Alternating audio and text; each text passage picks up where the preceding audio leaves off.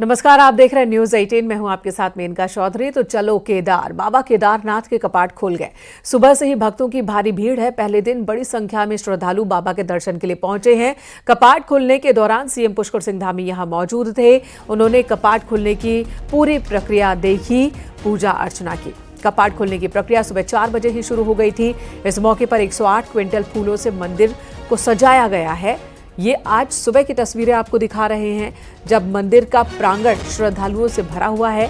आज केदारनाथ धाम के कपाट खुले, यानी कि केदारनाथ के दर्शन का पहला दिन, और पहले दिन ही बड़ी संख्या में श्रद्धालु आज धाम में मौजूद रहे।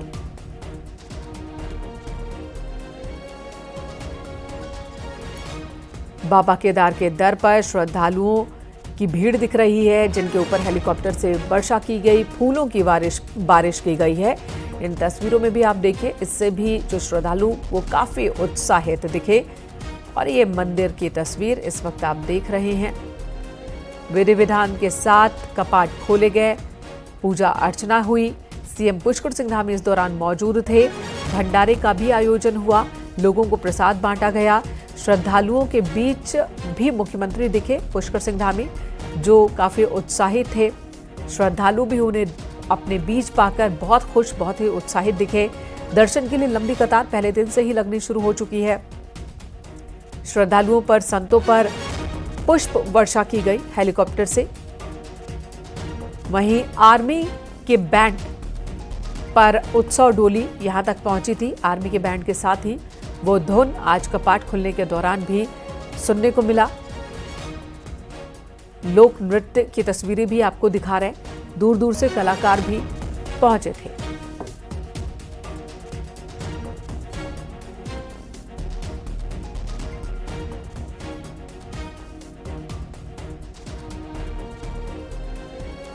आज 2 मई 2025 के दिन समय के अनुसार 7 बजे पहले उसका ताला खोल दिया गया, अंदर का ताला खोल दिया गया। वो परंपरा के अनुसार भगवान के समाधि के ऊपर के जगह करके हमने पहले पूजा अर्चना परंपरा के करके उनको सभी लोगों को यात्रा के लिए आरंभ कर दे। अब ये दर्शन होता जाए। बहुत बढ़िया है। अभी इधर गूज बम्प हो रहे हैं मुझे।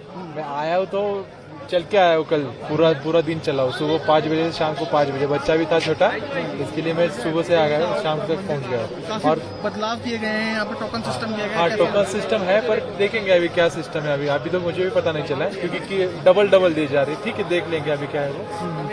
ठीक है, आप मेरा नाम हरीश है, मैं गुड़गांव से आया हूँ और यहाँ दर्शन करने के लिए हम लोग आए हैं और काफी अच्छा यहाँ एक अच्छा अनुभव हो रहा है हमें दर्शन के लिए। अभी कपाट खुलने जा रहे हैं, कुछ दिन कैसा महसूस करें, एनवायरनमेंट कैसा लग रहा है? काफी बदलाव भी किए गए यहाँ पे। हाँ, बहुत अच्छा अभी डेवलपमेंट भी है, बहुत अच्छा व्यवस्था भी है और काफी अच्छी फैसिलिटी है, सब अच्छा है। संदीप प्रसाद हमारे सहयोगी फोनलाइन पर मौजूद है। संदीप, बाबा केदारनाथ धाम के कपाट खुल गए, बड़ी संख्या में पहले दिन ही श्रद्धालु नजर आ रहे हैं मंदिर प्रांगण में। और इस वक्त बताएं कि जो मंदिर खुलने की प्रक्रिया होती है, विधि विधान, वो किस तरह से संपन्न हुआ? जी बिल्कुल, आपको बता दूं क्योंकि आज केदारनाथ धाम के कपाट खुल चुके हैं और वो 4 बजे से प्रक्रिया शुरू होती है कपाट खोलने की। और जो डोली होती है भगवान केदारनाथ की, जो शीतकालीन गद्दी स्थल से पंचमुखी डोली होती है, उस डोली को मंदिर में प्रवेश कराया जाता है सबसे पहले। और उसके बाद मूर्ति होती है जो भगवान केदारनाथ की, उसको केदारनाथ मंदिर के गर्भगृह में उसको स्थापित किया जाता है। और इसी के साथ जो भी पौराणिक परंपरा होती है, पूजा अर्चना होती है, हवन होते हैं, उसके तमाम जो रीति रिवाज होते हैं उसके अनुसार वहाँ पूजा अर्चनाएं की जाती हैं। और उसके बाद ठीक 7:30 पर यानी शुभ लग्न में भगवान केदारनाथ के कपाट खोल दिए गए आज। और इसके साथ ही जो ग्रीष्मकालीन यात्रा है भगवान केदारनाथ की, वो शुरू हो चुकी है। जी किया, सभी को शुभकामनाएं भी दी। अगले 6 महीने तक यहां पर ऐसी फुटबॉल देखने को मिलेगा और व्यवस्थाएं अच्छी हो, ये दावे किए गए हैं सीएम की ओर से। धन्यवाद संदीप आपका इस वक्त पूरी जानकारी देने के लिए। सीएम पुष्कर सिंह धामी जो खुद मौजूद थे पूजा अर्चना के दौरान। अब 2 दिन बाद बद्रीनाथ धाम के कपाट खुलेंगे, यानी कि 4 मई को। वहां भी मुख्यमंत्री मौजूद होंगे, पूजा अर्चना करेंगे। ये आज की तस्वीरें दिखा रहे। जब मुख्यमंत्री को देखा आम दर्शकों ने अपने बीच, तो उनका उत्साह और बढ़ गया था। मुख्यमंत्री ने बाकायदा यहाँ पर भंडारे के दौरान प्रसाद का वितरण किया है और लोगों के बीच गए, आम लोगों से भी बातचीत की, श्रद्धालुओं से बातचीत की। बहुतों ने सोचा भी नहीं होगा कि उन्हें इस तरह से जब आएंगे तो मुख्यमंत्री से भी उनकी मुलाकात हो जाएगी, मुख्यमंत्री उनके बीच होंगे। काफ़ी देर तक मुख्यमंत्री ने यहाँ वक्त बिताया। पूजा अर्चना के बाद आम लोगों के बीच मुख्यमंत्री बात करते हुए नजर आए और ये देखिए अपने हाथों से प्रसाद देते हुए कतारबद्ध होकर वहाँ मौजूद श्रद्धालु और जो यात्री पहुंचे थे उन सभी ने प्रसाद ग्रहण किया।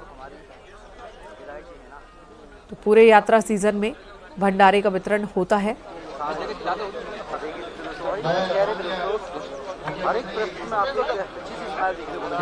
जो तस्वीरें आपको दिखा रहे हैं, काफी देर तक सीएम पुष्कर सिंह धामी मौके पर मौजूद थे।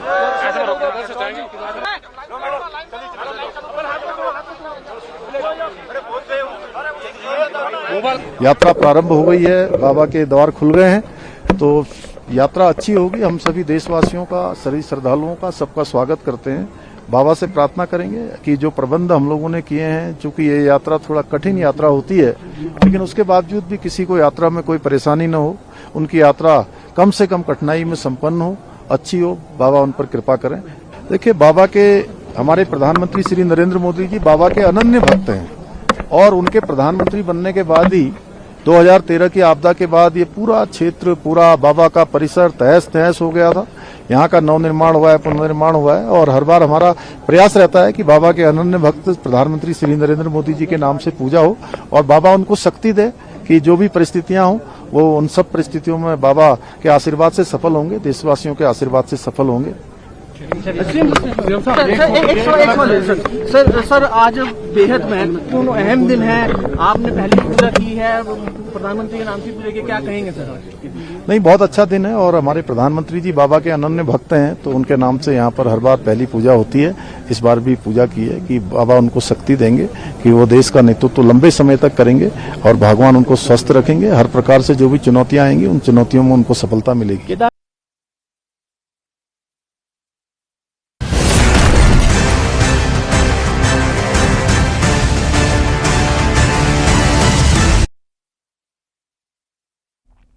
और अब खबर नैनीताल से, जहां पर बवाल मचा हुआ है, जहां पर नाबालिग बच्ची से रेप के मामले में बवाल बढ़ता ही जा रहा है। नाबालिग से रेप के मामले में गुरुवार को हिंसा हुई, जिसके बाद अब हालात सामान्य जरूर है। दुकानें खुलनी शुरू हो चुकी हैं, लेकिन लोगों में नाराजगी फिलहाल कम नहीं हुई है। आज जुमे की नमाज है, जिसके मद्देनजर प्रशासन भी अलर्ट पर है। पूरे इलाके में पुलिस के साथ ही एसएसबी की भी तैनाती की गई है। ये आज की तस्वीर आपको दिखा रहे हैं। ब्रज वाहन भी दिख रहे हैं जगह जगह पर। पीएसी की तैनाती की गई है। इलाके में तनाव अब भी महसूस किया जा सकता है, हालांकि हालात कंट्रोल में है, स्थिति नियंत्रण में है। जुमे की नमाज के मद्देनजर पुलिस फोर्स की तैनाती बढ़ा दी गई है। उस्मान नाम के 76 साल के एक बुजुर्ग पर आरोप नाबालिग से रेप को लेकर लगा। 3 महीने तक ये नाबालिग को परेशान करता रहा था, उसका शोषण करता रहा। मामला खुला तो लोगों का गुस्सा फूट पड़ा। इसकी गिरफ्तारी हो चुकी है। लोग फांसी की सजा की मांग कर रहे हैं। फिलहाल पॉक्सो एक्ट के तहत केस दर्ज कर अदालत में पेशी के बाद इसे जेल भेजा गया है। पुलिस कार्रवाई में जुटी हुई है, लेकिन ये मामला 2 संप्रदायों से भी जुड़ा हुआ है। ऐसे में बवाल बढ़ता ही जा रहा है और आज कुछ हालात न बिगड़े, इसके लिए एसएसबी की भी तैनाती की गई है।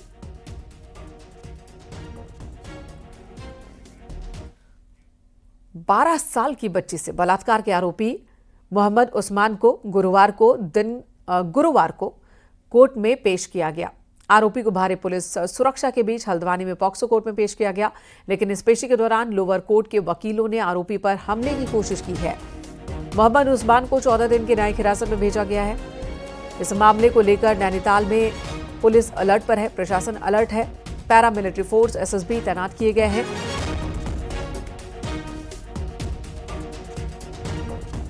उत्तराखंड में इस तरह के अपराध और 75 साल का व्यक्ति 12 साल की बच्ची के साथ रेप कर रहा है, बहुत निंदनीय घटना है। ऐसे लोगों को फांसी होनी चाहिए। हम तो मानते हैं कि ऐसे लोगों को फांसी होनी चाहिए। और ये घिनौने, अगर एक बार हम सही से इन सभी अपराधियों को सजा देंगे तो दूसरी बार से कोई ऐसा माइकल लाल नहीं होगा जो ये कृत्य करेगा, कभी नहीं करेगा। अगर इसको एक बार सजा मिल गई ढंग से तो कभी ऐसा कृत्य नहीं करेगा। इस प्रकार की अपीलें कई बार पहले भी कर चुके हैं कि भाई जो भी ऐसे जघन्य अपराध हैं और समाज के प्रति जो घृणा की भाव से देखे जाते हैं, तो ऐसे में हमारा एक व्यक्तिगत रूप से भी हमारा वो रहता है कि भाई हम ऐसे मामलों की पैरवी ना करें।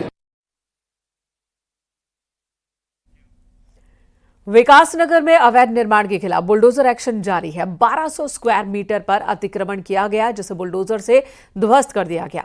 नदी की जमीन पर अतिक्रमण था, जिसकी शिकायत मिलने के बाद इसे तोड़ दिया गया। सिलाई कुई के शेरपुर क्षेत्र का ये मामला है, जहां पर बुलडोजर कार्रवाई देखने को मिली।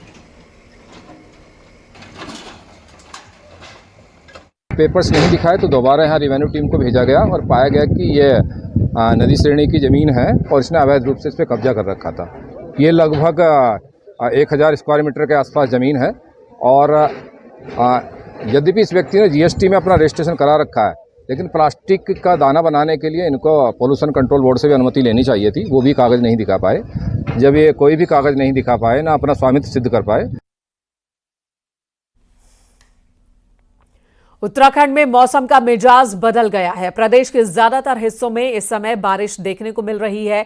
खास तौर पर पहाड़ों में उत्तरकाशी, चमोली, रुद्रप्रयाग समेत प्रदेश के ज्यादातर हिस्सों में हल्की बूंदाबांदी हो रही है। कई जगह के लिए मौसम विज्ञान केंद्र ने तेज बारिश और आंधी चलने का पूर्वानुमान जताया। प्रदेश में 7 तारीख तक इसी तरह का मौसम बने रहने का अनुमान लगाया गया है।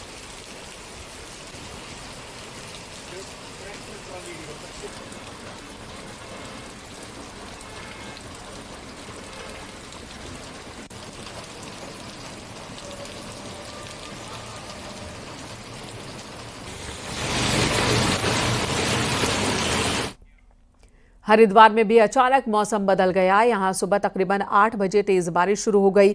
अचानक शुरू हुई बारिश से लोग भीगने से बचने के लिए आसरा लेते दिखे। बारिश से कई स्थानों पर सड़कों पर पानी भर गया, जिससे वाहनों की आवाजाही थम गई। बारिश की वजह से तापमान में गिरावट हुई है। लोगों को गर्मी से राहत मिली है। मौसम विज्ञान विभाग की ओर से प्रदेश के कुछ जिलों में आंधी और बारिश को लेकर अलर्ट जारी किया गया। मौसम विभाग के पूर्वानुमान के मुताबिक प्रदेश के कई स्थानों पर बारिश जारी रहेगी।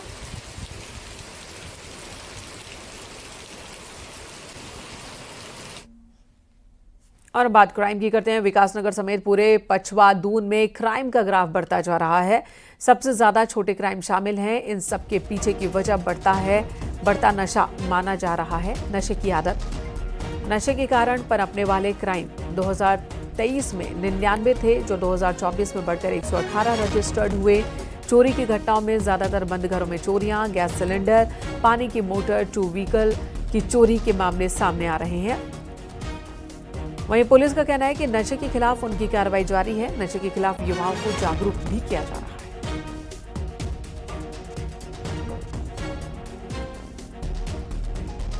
चोरी हो गई और गृह भेदन हो गया, इन अपराधों की वृद्धि हुई थी।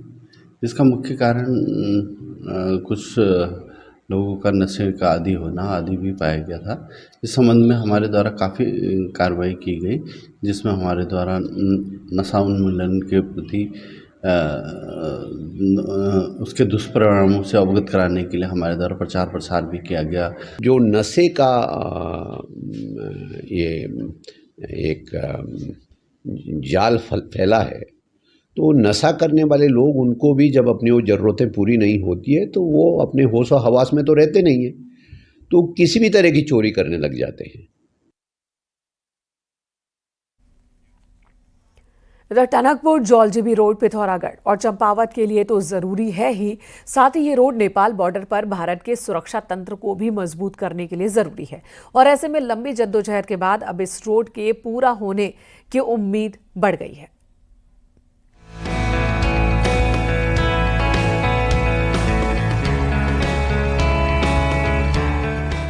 साल 1993 में मंजूर हुई टनकपुर जौलजीबी रोड नेपाल बॉर्डर की सुरक्षा के लिए खासी अहम है। काली नदी के किनारे प्रस्तावित इस रोड के बनने से एसएसबी की सभी चौकियों तक गाड़ी की आवाजाही आसान हो जाएगी।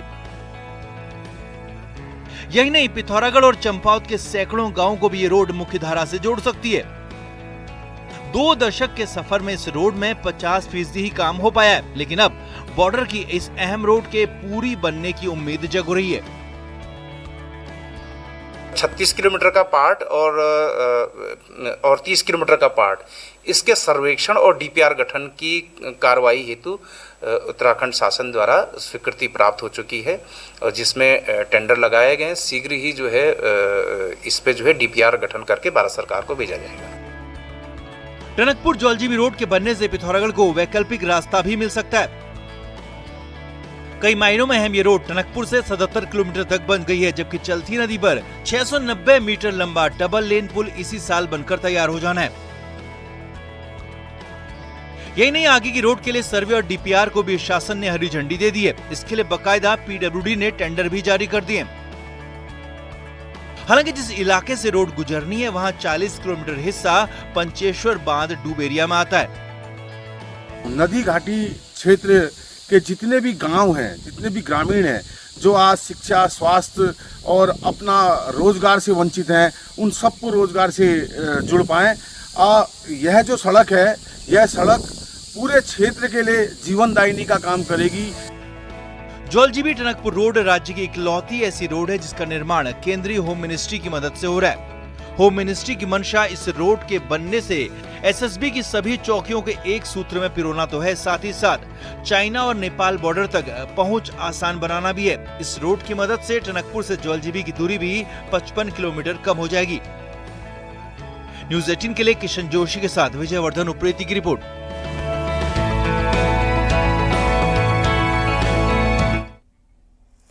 उत्तराखंड के मुख्य सचिव आनंद वर्धन ने 1 मई से सभी सरकारी विभागों में बायोमेट्रिक हाजिरी का आदेश जारी किया था, लेकिन पहले ही दिन ज्यादातर जगहों पर यह आदेश का पालन नहीं हुआ। खासतौर पर शिक्षा विभाग में ज्यादातर जगहों पर या तो मशीनें ठीक नहीं थी और जहां मशीनें थी वहां खराब थी। देहरादून में ज्यादातर स्कूलों में बायोमेट्रिक हाजिरी का आदेश पहले ही दिन फेल होता दिखा।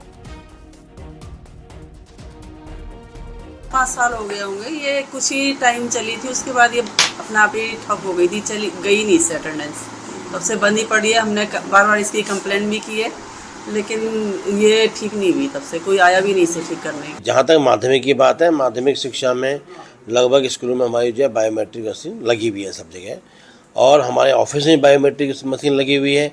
जो चीफ सेक्रेटरी इस तरह के आदेश है उनका अक्सर से पालन कराया जा रहा है। जहाँ तक बात है खराब मशीनों की, कुछ मशीनें खराब जरूर पड़ी हुई थी, उनको बदलने के हमने आदेश भी उनको दे दिए गए हैं।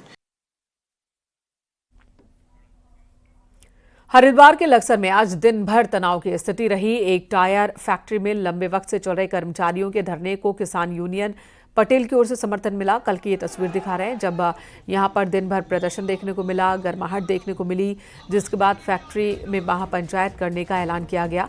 महापंचायत के ऐलान की सूचना पुलिस को भी मिली, जिसके बाद प्रशासन अलर्ट रहा पूरे दिन।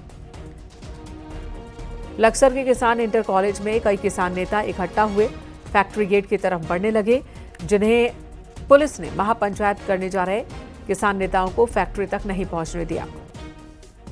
इस दौरान प्रदर्शन कर रहे किसान नेताओं और पुलिस के बीच कई बार झड़प होती भी नजर आई।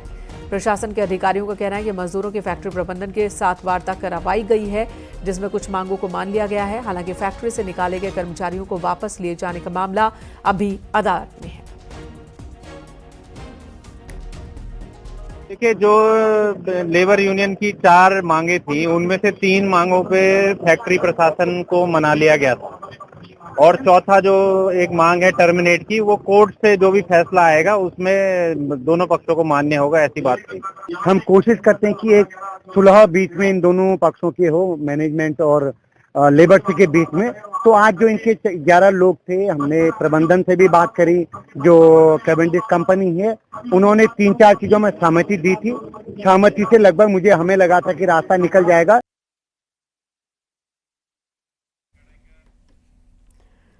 विकास नगर से खबर, जहां हरबटपुर में फर्जी खाद्य सुरक्षा अधिकारी बनकर जबरन उगाही का एक मामला सामने आया।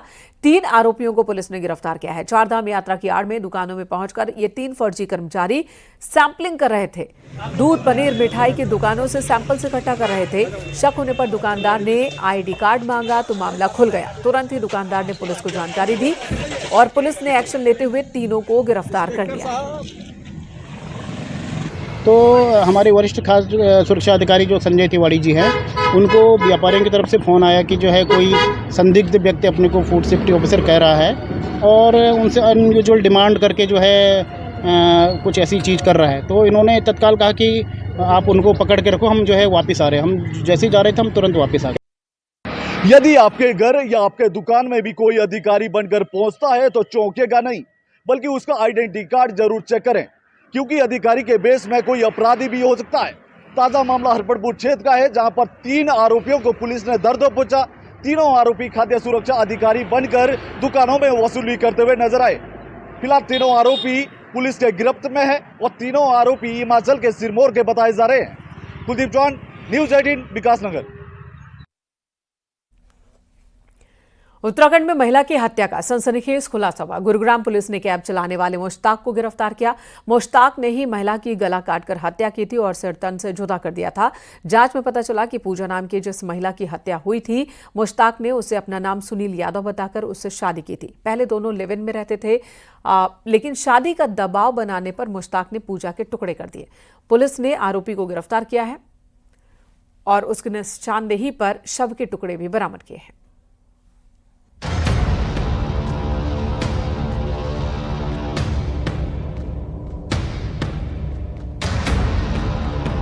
उत्तराखंड के उधम सिंह नगर जिले से लव जिहाद का हैरान करने वाला मामला सामने आया है। हालांकि इस घटना का खुलासा हरियाणा और उत्तराखंड पुलिस ने मिलकर किया है। दरअसल नानकमत्ता की रहने वाली पूजा मंडल नवंबर 2024 से गायब थी। पूजा गुरुग्राम के एक पार्लर में काम करती थी। इसी दौरान साल 2022 में उसकी मुलाकात सितारगंज के रहने वाले मोहम्मद मुश्ताक नाम के शख्स से हुई, लेकिन मोहम्मद मुश्ताक ने पूजा को खुद का नाम सुनील यादव बताया और पूजा के साथ लिव इन में रहने लगा। इस बीच साल 2024 में पूजा को पता लगा कि ये सुनील यादव नहीं, मुश्ताक है। इसके बाद पूजा ने इसका विरोध किया और पुलिस से शिकायत की, लेकिन इसके बाद से पूजा गायब हो गई। हरियाणा पुलिस की जांच में सामने आया है कि मुश्ताक ने पूजा की हत्या कर दी। पूछताछ के दौरान मुश्ताक ने बताया कि उसने पहले पूजा का सिर काटा और फिर उसके शरीर के टुकड़े कर खटीमा की एक नहर में फेंक दिया।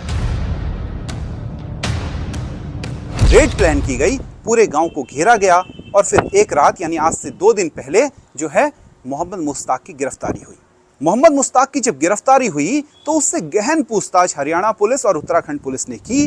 तो उसके बाद जो खुलासा किया उसने, वो बेहद ही हैरान और परेशान करने वाला था। उसने बताया कि क्योंकि पूजा उस पर तरह तरह के दबाव बना रही थी और उसकी पुलिस कंप्लेन कर रही थी, जिससे परेशान होकर उसने यह फैसला लिया कि वह पूजा की हत्या कर देगा।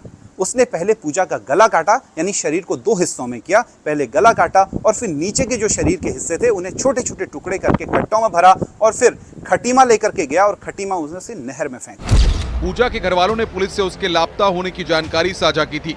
इसके बाद जांच पड़ताल हुई तो हत्या का खुलासा हुआ। पुलिस ने मुश्ताक की निशानदेही पर पूजा के शरीर के टुकड़े बरामद कर लिए हैं। पूजा का सिर अभी तक बरामद नहीं किया जा सका है। पुलिस ने आरोपी मुश्ताक को गिरफ्तार कर लिया है। पुलिस के मुताबिक पूजा शादी के लिए दबाव बना रही थी और मुश्ताक इंकार कर रहा था। इसी बात को लेकर विवाद हुआ और पूजा की हत्या कर दी गई। पुलिस के द्वारा उसकी तलाश के दौरान पाया गया कि वह किसी व्यक्ति के साथ में गुरुग्राम में लिव इन रिलेशनशिप में रहती थी। जिस व्यक्ति के साथ वो लिव इन में रहती थी उसको पुलिस के द्वारा हिरासत में लेकर के पूछताछ की गई, तो उसके द्वारा स्वीकार किया गया कि उसने उत्तराखंड में इस महिला की हत्या की वारदात को अंजाम दिया गया है। पुलिस के द्वारा आरोपी है उसको अरेस्ट कर लिया गया है और प्राथमिक पूछताछ पर उसने बताया है कि वह 2022 में उत्तराखंड में रहकर ही टैक्सी चलाने का काम करता था और जब मृतका महिला थी ये अपनी माँ को उसकी टैक्सी में 1-2 बार लेकर के हॉस्पिटल गई थी। इसी दौरान इन दोनों की दोस्ती हो गई और ये दोनों वहाँ से गुरुग्राम शिफ्ट हो गए और लिव इन शिफ्ट में यहाँ रहने लगे। यहाँ जो आरोपी था ये टैक्सी चलाता था और जो महिला थी वो भी कोई छोटे मोटे घरेलू काम करती थी। पुलिस ने आरोपी टैक्सी ड्राइवर की निशानदेही पर लाश बरामद कर ली है, लेकिन सिर अब तक बरामद नहीं हो सका। फिलहाल घटना की जांच चल रही है और पुलिस टीमें आरोपी से पूछताछ कर रही हैं। Bureau report, news 18।